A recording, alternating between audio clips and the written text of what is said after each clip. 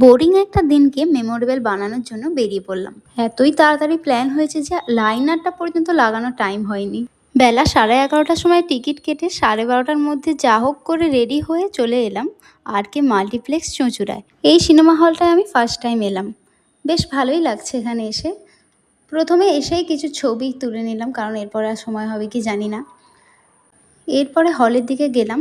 হলেতে ব্যাগটা রেখে তারপরে চলে গেলাম পপকর্ন কিনতে, কারণ মুভি দেখতে গেলে পপকর্ন ছাড়া তো মোটেই জমে না। মুড ফ্রেশ করতেই এই কমেডি মুভিটা আমরা দেখতে এসেছিলাম। তো ধামাল 4 দেখার পর সত্যিই মুড ফ্রেশ হয়ে গেল। কিছুদিন পর আবার সিনেমা হলে আসবো, কারণ আমার একটা ফেভারিট মুভি আসতে চলেছে। ফেভারিট এই কারণ ওতে ডাইনোসর আছে, আর আমার এই ধরনের মুভি দারুণ লাগে। ওটার নাম the end of okay street. কদিন শরীরটা খুব খারাপ ছিল, তাই আমাকে দেখতে এত শুকনো শুকনো লাগছে। যাই হোক, কী আর করা যাবে। এরপরে আমরা যাব শপিং করতে, কারণ সামনেই মাহেশের জন্মদিন। তো আমরা চলে এলাম বাজার কলকাতায়। এখানে বেশ অফার চলছিল, আর ওর জামা কিনতে এসে আমারও একটা জামা পাওনা হয়ে গেল। বেশ ভালোই লাগছে ব্যাপারটা। আমার ভিডিও ভালো লেগে থাকলে লাইক আর কমেন্ট করে দেবেন।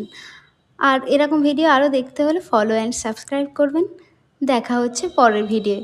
ততক্ষণ টাটা, বাই বাই।